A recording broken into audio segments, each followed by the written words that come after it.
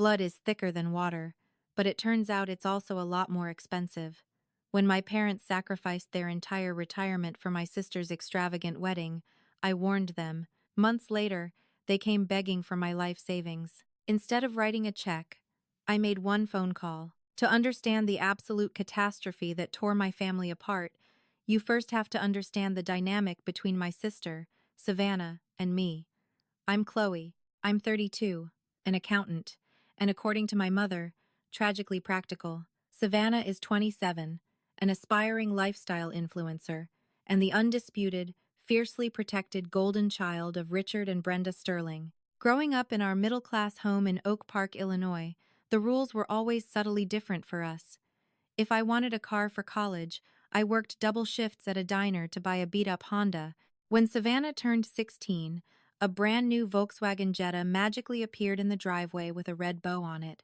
My parents always justified it by saying Savannah needed a little extra help because she was sensitive. I learned early on to just keep my head down, build my own life, and expect nothing. The real trouble started on a crisp October evening.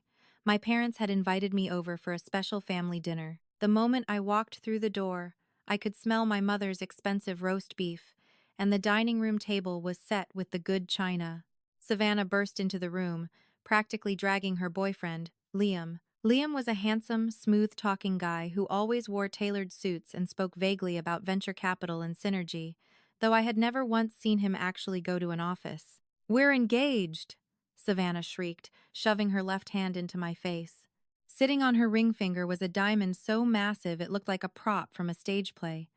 It had to be at least 3 carats, flawless, blindingly bright. My mother gasped, immediately bursting into tears and pulling Savannah into a tight hug. My dad, Richard, clapped Liam on the back, pouring generous glasses of champagne. "It's stunning, Savannah," I said, genuinely trying to be happy for her. "Congratulations, Liam." "Only the best for my girl," Liam said, flashing $1 million smile. "We're thinking a summer wedding. A big one. Black tie." Over the next 3 months, the word big proved to be the understatement of the century. Initially, my dad had offered a generous budget of $30,000. For a retired high school principal and a part-time dental hygienist, that was a massive sum. It was practically half of what was left in their liquid savings. But every time Savannah flipped through a bridal magazine or scrolled through Instagram, the budget ballooned. She couldn't just have a nice hotel ballroom. She needed to rent out the entire historic conservatory downtown. She couldn't just have roses. She demanded custom-imported white orchids from Costa Rica. The dress wasn't from a boutique. It was a $15,000 custom designer gown. One Sunday afternoon, I was at my parents' house helping my dad fix a glitch on his laptop when I saw an open Excel spreadsheet on his desktop.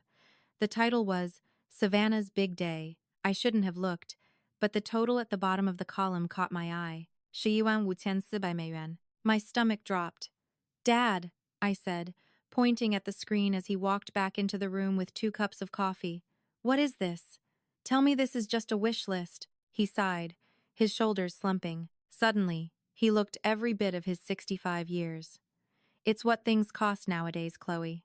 Savannah has a vision." "Dad, you don't have $115,000.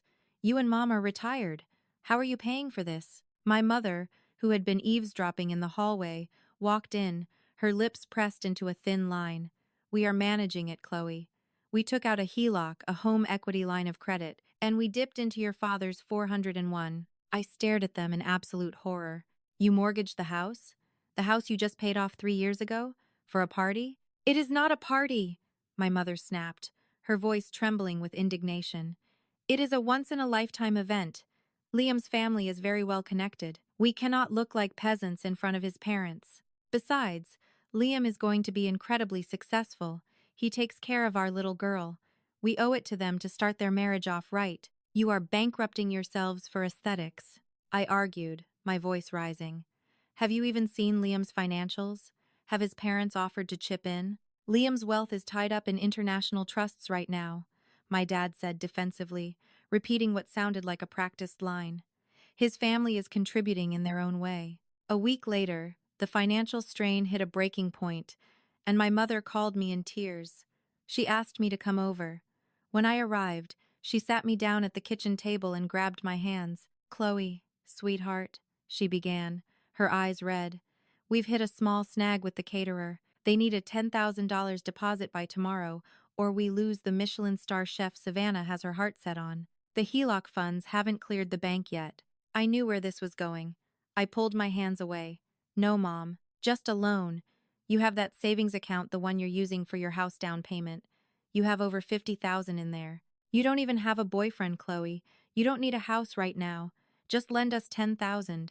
We'll pay you back as soon as the bank clears our funds." "I am not giving you my down payment for a caterer," I said firmly, standing up. "You guys need to stop. Tell Savannah she has to compromise." My mother's face hardened. The tears vanished, replaced by a cold, bitter glare. "You have always been jealous of her.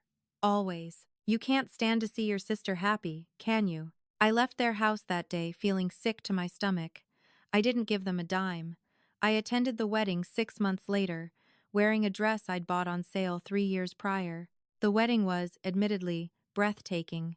There were ice sculptures, a champagne tower, a 12-piece live band, and orchids dripping from every ceiling fixture. Savannah looked like royalty. Liam looked smug. But as I watched my dad dance with my sister, I didn't see joy on his face. I saw terror. He looked like a man standing on the edge of a cliff, pretending not to look down. I had no idea how right I was. The 3 months following the wedding were eerily quiet. Savannah and Liam went on a 3-week honeymoon to the Maldives, posting perfectly curated photos of themselves sipping cocktails in infinity pools. My parents were radio silent. I assumed they were just recovering from the exhaustion of the event. Then came a rainy Tuesday morning in November. I was sitting at my kitchen island, nursing a cup of black coffee and reviewing quarterly reports for my firm, when my phone buzzed. It was my dad. "Chloe?" His voice was barely a whisper. It sounded broken. "Are you home? Your mother and I need to come over. I'm working from home today, yeah. Dad, is everything okay? You sound awful. We'll be there in 20 minutes. When I opened the door to my apartment, I was genuinely shocked by their appearance. My father, usually a proud man with a meticulously trimmed beard and pressed shirts, looked haggard. He was wearing sweatpants, and his eyes were bloodshot. My mother wasn't wearing any makeup, a first for her in my entire life, and she looked incredibly frail. I ushered them in and made tea. They sat on my sofa, staring at their hands. The silence stretched until it became suffocating. "What is it?" I finally asked gently. "Is someone sick?" My mother let out a loud, wretched sob and buried her face in her hands. My father swallowed hard, refusing to look me in the eye. "We're losing the house, Chloe." The words hung in the air like a physical weight. "What do you mean, losing the house? You took out a HELOC, yes, but your pension covers the monthly payments. I did the math in my head months ago.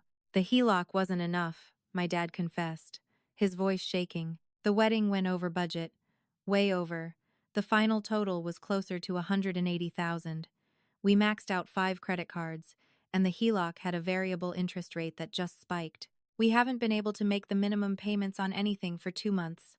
The bank sent a notice of intent to foreclose." I felt the blood drain from my face. $180,000? Dad, how could you let it get that far? Why didn't you stop it? "She was crying, Chloe," my mother wailed, looking up at me with desperate, pleading eyes.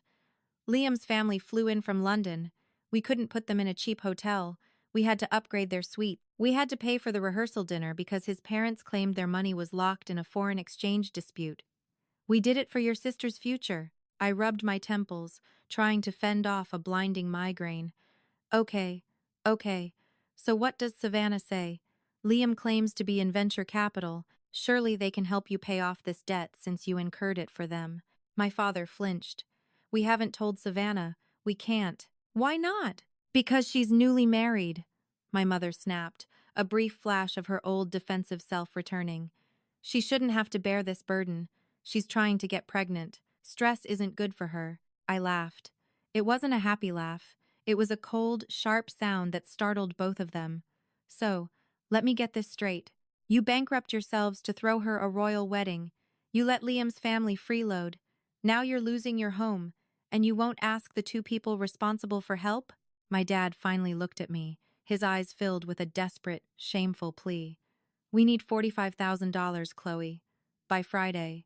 It will bring the mortgage current, pay off the two most aggressive credit cards, and give us breathing room to figure out a payment plan.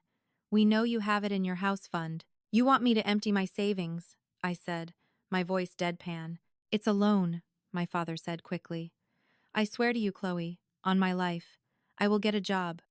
I'll go back to work at the hardware store. I'll drive for Uber. We will pay you back every single cent. But if you don't do this, your mother and I will be out on the street. I sat there, looking at the two people who raised me. The same people who bought Savannah a car while I walked to work in the snow. The same people who called me jealous when I tried to save them from this exact scenario. Yet, despite all the resentment, they were my parents. The thought of them getting evicted, packing their belongings into garbage bags, made my chest physically ache. I need to see the paperwork, I said quietly. What? My mother asked. I am an accountant, I replied, slipping into my professional persona. It was the only way I could keep from screaming. If I am acting as your bank, I require what a bank requires. I want to see the foreclosure notice. I want to see every credit card statement, the HELOC terms, and the bank statements from your primary checking account for the last 6 months. My dad looked relieved, thinking this meant I was saying yes. Of course. I have everything in my briefcase in the car. I'll go get it. He hurried out, leaving me alone with my mother. She reached over and touched my knee. Thank you, Chloe. I always knew you were our reliable girl. Reliable. Not special. Not beloved. Reliable.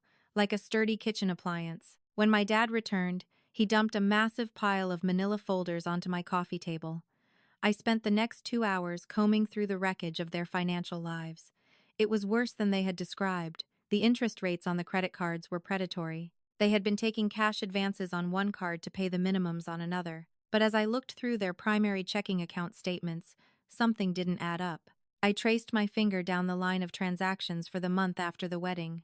Most of the wedding vendors had been paid off by August, but in September, there were 3 massive wire transfers out of my parents' account, totaling $35,000. They weren't to a credit card company. They weren't to the bank for the HELOC. Dad, I said, pausing and looking up. What are these wire transfers? September 12th for 10 grand, September 18th for 15 grand, and September 25th for 10 grand. My dad paled. He looked at my mother, who suddenly found the pattern on my rug incredibly interesting. Those were late vendor fees, my dad stammered. You know, overtime for the band, damages to the venue. $35,000 in late fees? I asked, my accountant brain screaming that this was a blatant lie. I looked closer at the recipient line. These wires were sent to an LLC, Kensington Holdings LLC, Kensington, Liam's last name. Why did you wire $35,000 to a company with Liam's name on it? I demanded, my voice hardening. The silence in the room was deafening. My dad swallowed hard, sweat beading on his forehead.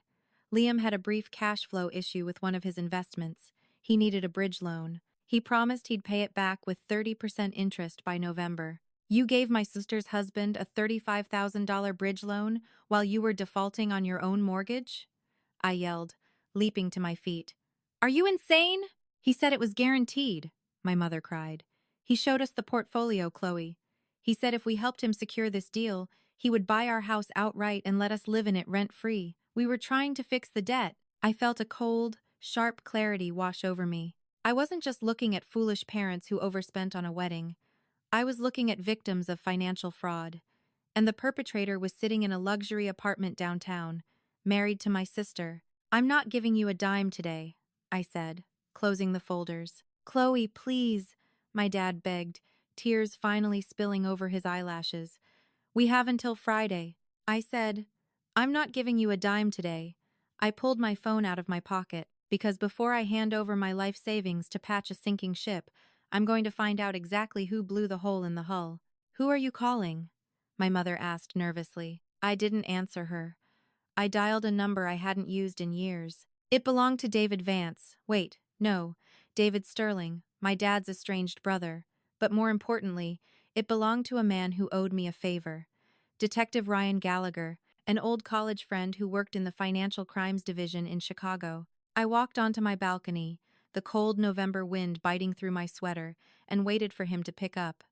The game had just changed, and I was going to find out exactly who Liam Kensington really was. The wind howling off Lake Michigan rattled the glass of my balcony door as I pressed the phone to my ear. It rang 4 times before a gruff, familiar voice answered. Gallagher. Ryan. It's Chloe. Chloe Sterling. There was a brief pause, followed by the sound of a chair squeaking. Sterling. God, it's been what, 3 years? Since that forensic audit case with the auto group? What's going on? You don't call the white-collar division to catch up on old times. I need a massive favor, I said, my breath fogging the glass as I looked back into my living room, where my parents were sitting like condemned prisoners. Off the books. Just a preliminary background scrub. I have an LLC and a name, and my gut and my calculator is telling me something is catastrophically wrong. Give it to me, Ryan said, his tone shifting from friendly to professional in a heartbeat. Kensington Holdings, LLC. Registered in Delaware, operating out of Chicago. The principal is Liam Kensington. He claims to be in venture capital, specifically international tech bridging. He just married my sister, and I'm 99% sure he just scammed my parents out of $35,000 while they are in active foreclosure. I heard the rapid clacking of a keyboard. Spell the last name. Okay, got it. Give me 48 hours, Chloe. Don't sign anything, don't transfer a dime, and for the love of God, don't let your parents confront him. If this guy is a professional paper hanger, he'll spook and disappear before you can freeze the accounts. Friday, Ryan. My parents lose their house on Friday if I don't give them 45 grand. I need to know what I'm looking at by Thursday night. I'll call you, he promised, and hung up. I walked back into the living room. My mother looked up, her hands trembling as she clutched her cold cup of tea. Well, are you going to help us, Chloe? Please tell me you'll authorize the transfer. I looked at her, fighting the urge to shake her. I need time to review these documents, Mom. I need to untangle this mess. I will give you an answer by Thursday evening. Until then, you are to say absolutely nothing to Savannah or Liam. If you mention this to them, I will not give you a single cent. Do you understand? My father nodded frantically, gathering his empty briefcase. We won't say a word, Chloe.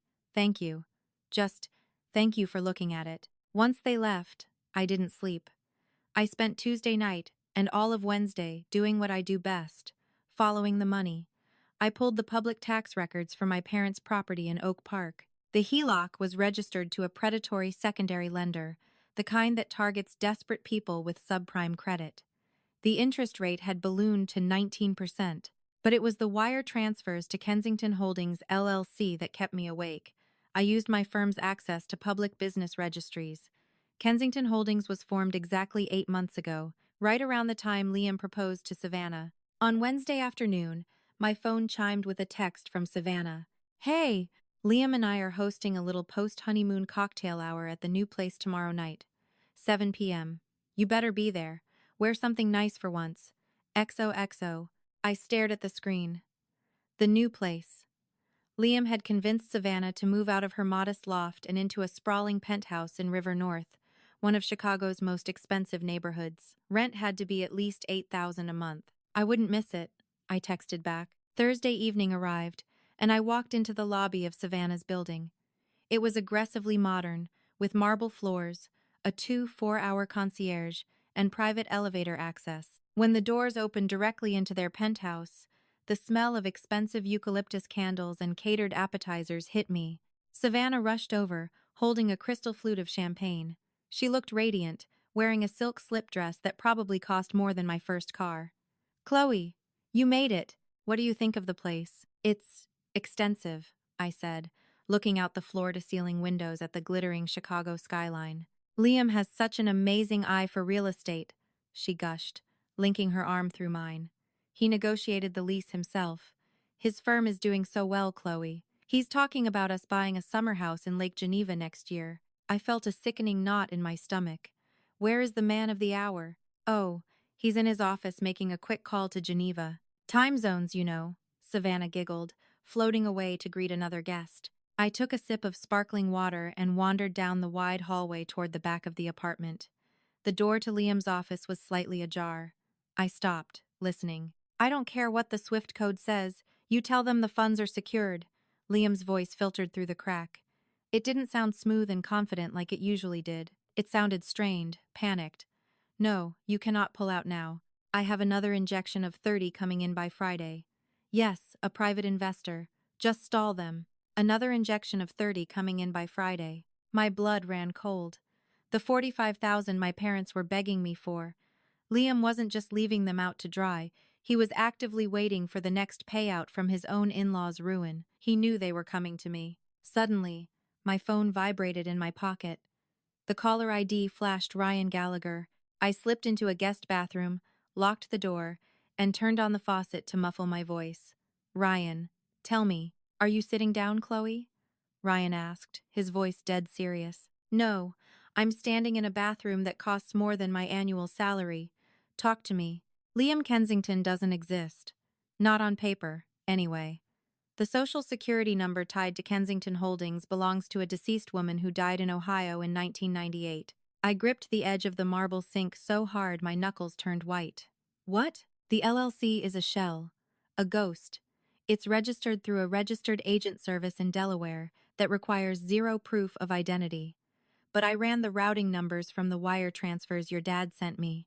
The money didn't go to an international trust, Chloe. It was immediately transferred to an offshore crypto exchange in the Cayman Islands. It's gone. It was washed within 24 hours. Oh my God, I breathed, the reality of the devastation finally hitting me. Who is he, Ryan? Who is married to my sister? I ran facial recognition on the wedding photos you emailed me against our interstate database. His real name is William Thatcher. He has 2 outstanding warrants in Florida and Texas for wire fraud and elder exploitation. He targets upper-middle-class families with assets, usually by charming the daughters. The wealthy family from London at the wedding? I checked the guest list against flight manifests. There are no Kensingtons. They were likely hired actors or accomplices. My knees buckled slightly, and I had to lean against the cold tile wall. He had orchestrated the entire wedding. He encouraged the massive spending to bleed my parents dry, isolating their assets so they would be desperate enough to hand over their last remaining cash in a panic. Chloe, listen to me, Ryan commanded. Do not give them the money. I am pulling a task force together right now. We have enough to arrest him for the wire fraud regarding your parents' 35,000, but we need him in one place. Does he know you're on to him? No, I said, staring at my pale reflection in the mirror. My eyes were wide, terrified, but underneath the terror, a furious, white-hot anger was starting to build. He thinks I'm bailing my parents out tomorrow. He thinks the money is coming. Keep him thinking that. Where is he now? He's here. I'm at his apartment. Get out of there, Ryan warned. Act normal, make an excuse, and leave. We are moving in tomorrow morning. No, I said, a dangerous idea forming in my mind. Tomorrow morning he might run if he checks the bank and sees the wire hasn't hit. I can deliver him to you, Ryan. Wrapped in a bow. Chloe, do not play hero. I'm an accountant, Ryan. I don't play hero. I balance the books. I hung up the phone. I took a deep breath, smoothed my hair, and walked out of the bathroom. I found Savannah and Liam in the kitchen, laughing over a plate of caviar. Liam, I smiled, walking up to him. Savannah, I actually need to talk to both of you, and my parents.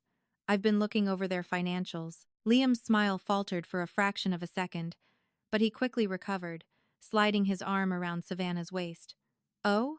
I hope Richard and Brenda are doing all right. I know the wedding was quite the undertaking. It was, I said smoothly.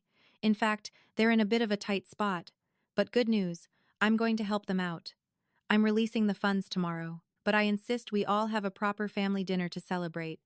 Tomorrow night, my place. Can you make it? Liam's eyes lit up with a predatory gleam. He thought he had won. He thought the next check was secured. Absolutely, Chloe. We wouldn't miss it. Friday night, my apartment felt like a pressure cooker. I had set the dining table meticulously. 4 place settings, wine glasses, and a centerpiece. Underneath my own placemat, out of sight, was a thick manila folder. My parents arrived first. They looked like walking corpses. Every time a car drove past my building, my dad flinched, terrified it was a bank representative coming to serve eviction papers. Do you have the check, Chloe? My mother whispered the moment she walked in the door, her hands grasping my forearms. The bank closes at 6, but if we have a cashier's check, we can deposit it through the ATM and stall the foreclosure. Sit down, Mom, I said coldly. We are waiting for Savannah and Liam. Why did you invite them? My dad hissed, pacing the living room. I told you, they can't know about this. Savannah will be devastated. Savannah needs to know exactly what her wedding cost, I replied, refusing to back down. And she needs to know who paid for it. At exactly 7 p.m., the buzzer rang. I let them up. Savannah swept into the apartment wearing a designer trench coat, oblivious to the thick tension in the room. Liam followed closely behind, carrying a bottle of Dom Perignon. Family dinner, Savannah cheered, kissing my parents on the cheek. My mother forced a sickly, trembling smile, while my father couldn't even look Liam in the eye. We sat down at the table. I poured the water.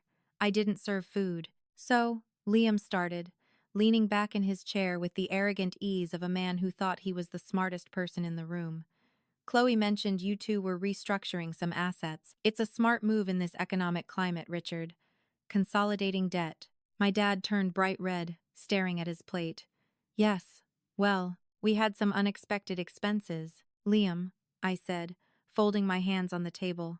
My parents are $45,000 in default. They are losing their home. Did you know that? Savannah gasped, her hand flying to her mouth. Mom? Dad?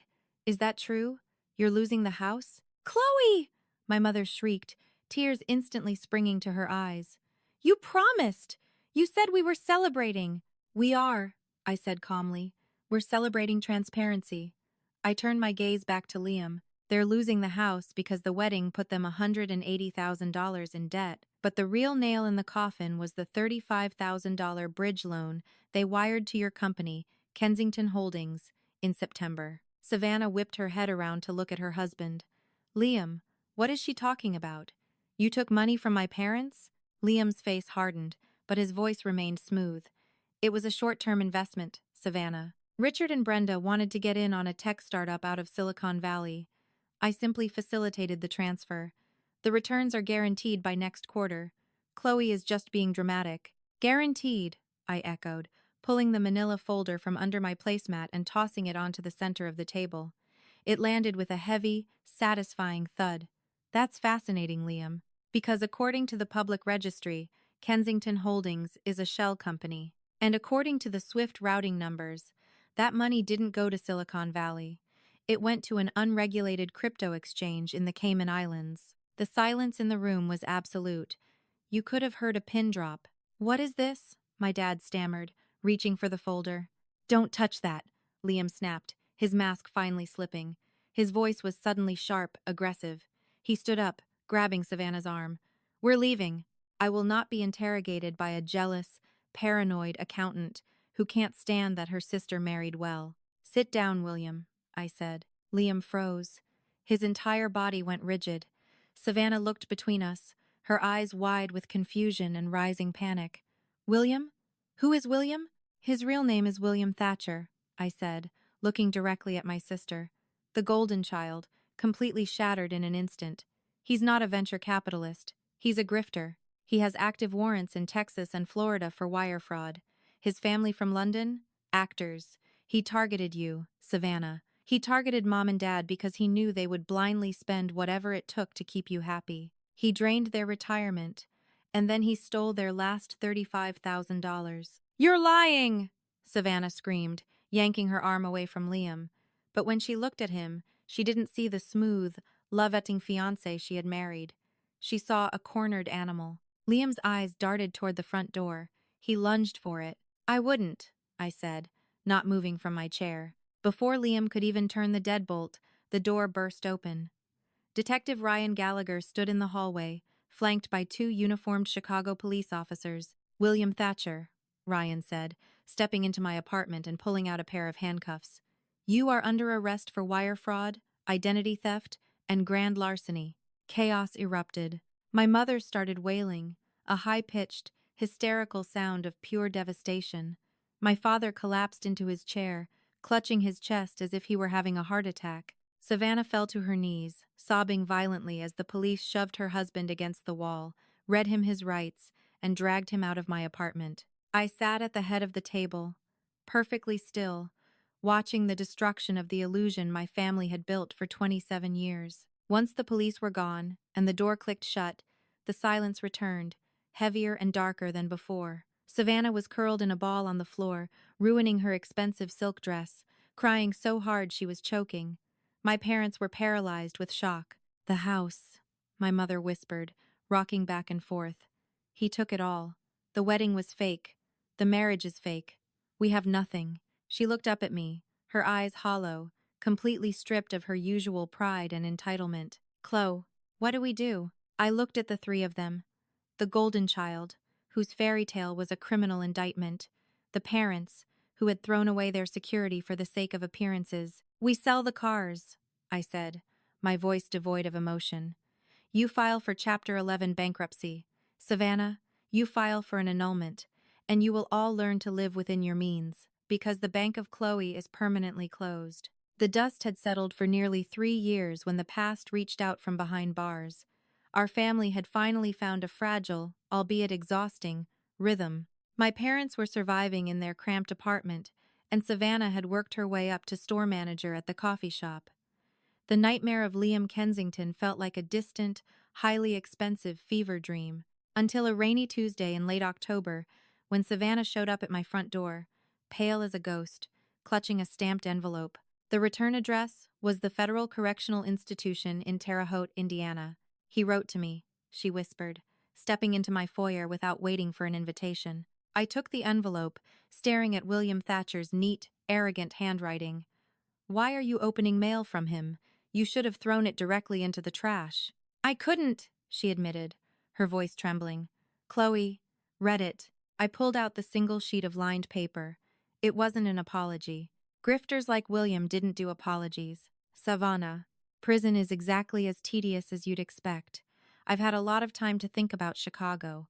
The feds think I blew all your father's money in that underground casino. I let them think that. It made the plea deal easier. But I've always been a man who hedges his bets. I didn't lose it all. I kept exactly what I knew you'd need when the walls finally closed in. Check the lining of that Burberry trench coat I bought you in New York. The left pocket. Then go to First Northern Bank downtown. Box 814. It's under your maiden name. Consider it a parting gift. William." I looked up, my heart hammering against my ribs. "The trench coat. Tell me you didn't throw it away."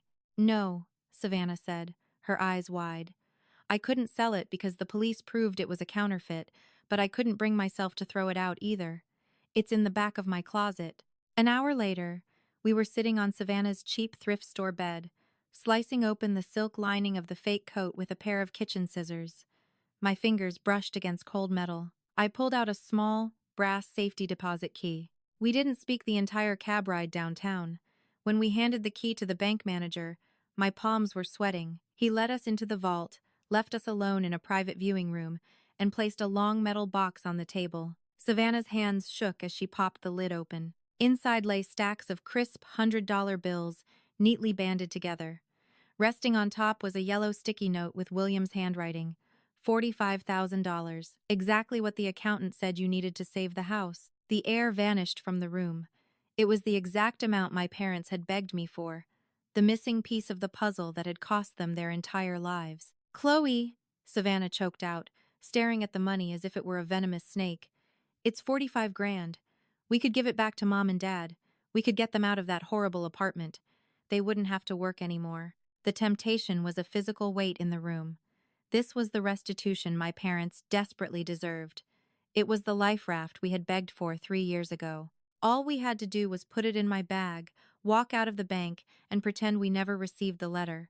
But I looked at the money, and then I looked at my sister. The girl who used to demand the world on a silver platter was now wearing a faded barista t-shirt, staring at a fortune she desperately needed, but looking terrified of what it actually meant. "It's not Mom and Dad's money, Savannah," I said quietly, the accountant in me seeing the cold, hard truth. "It's stolen. It's the hidden proceeds of a federal crime. If we take this, if we use it, we make ourselves accomplices after the fact. We become exactly what William is." Savannah closed her eyes, a tear slipping free. She knew I was right. 3 years ago, she would have grabbed the cash and run to the nearest luxury boutique without a second thought. Today, she just looked incredibly tired, but remarkably clear-headed. "Call your friend," she whispered, pushing the metal box across the table toward me. Call Detective Gallagher. Are you sure? I asked, wanting her to be the one to make the final choice. I'm sure, she said, her voice finally steady. He took everything else from us. I am not letting him take my freedom, too. I pulled out my phone and dialed Ryan's number. As it rang, I looked at my sister, feeling a profound sense of pride. The fairy tale was long dead, and the money was gone forever. But looking at Savannah in that cold bank vault, I knew something else for certain. She had finally learned what it meant to be truly rich. In the end, my sister's fairy tale wedding burned my family's old life to the ground, but the ashes left behind forced us to build something genuine. My parents lost their home, and Savannah lost her pride, but they finally learned the value of $1 and the truth about family. I didn't save them from ruin, but by letting them fall, I ultimately saved us all from a lifelong lie.